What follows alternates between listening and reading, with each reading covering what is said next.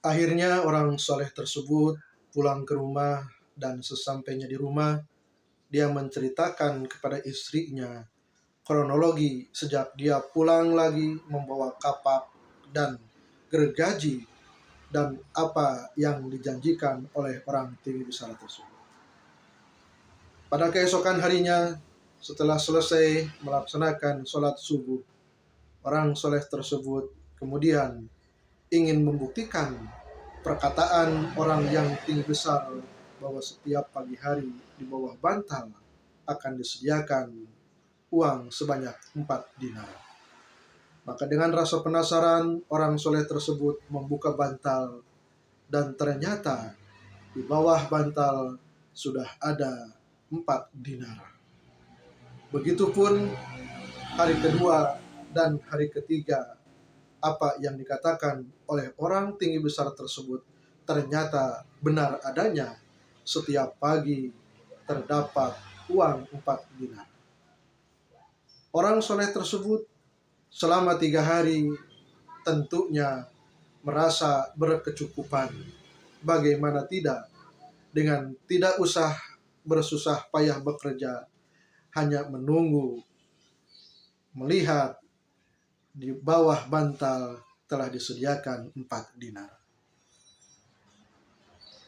Pada hari keempat, hari kelima, hari keenam, dan seterusnya, orang soleh tersebut melihat ke bawah bantal, tapi ternyata tidak ada 4 dinar seperti yang dilihatnya pada hari pertama, kedua, dan ketiga.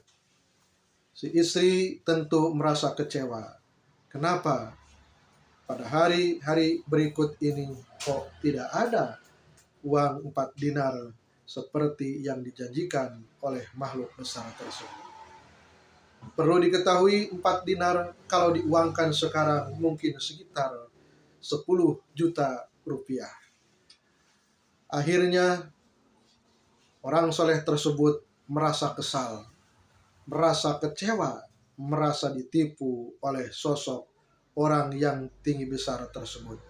Dia merasa kesal karena niatnya ingin memberantas kemusyrikan tidak jadi karena dihalangi oleh makhluk yang tinggi besar dengan iming-iming akan terus menyediakan uang 4 dinar.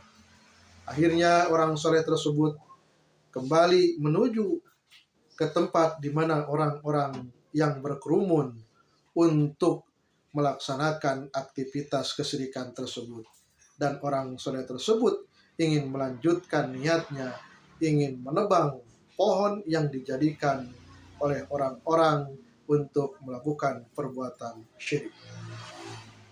Tetapi sama halnya dengan pertemuan yang pertama, pertemuan yang kedua ini, orang tinggi besar kemudian menghadang lagi.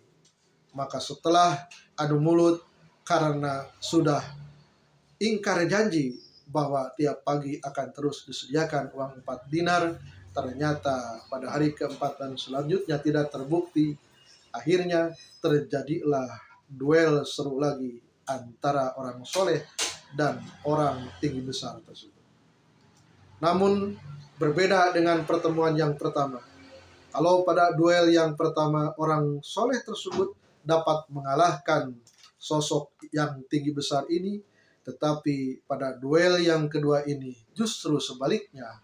Makhluk yang tinggi besar dapat dengan mudah mengalahkan orang soleh dalam duelnya.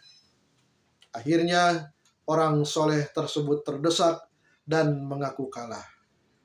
Kemudian orang soleh tersebut bertanya kepada makhluk yang tinggi besar, kenapa pada pertemuan yang pertama, pada pertarungan yang pertama, kamu dapat aku kalahkan, tetapi sekarang justru sebaliknya, aku yang dapat dikalahkan oleh kamu. Maka dengan tertawa, orang tinggi besar tersebut, makhluk tinggi besar tersebut mengatakan, dulu aku memang mengaku kalah, mengaku terdesak, karena kamu niatnya tulus, ikhlas, lillahi ta'ala, sehingga aku tidak ada kekuatan untuk melawan kegigihan kamu.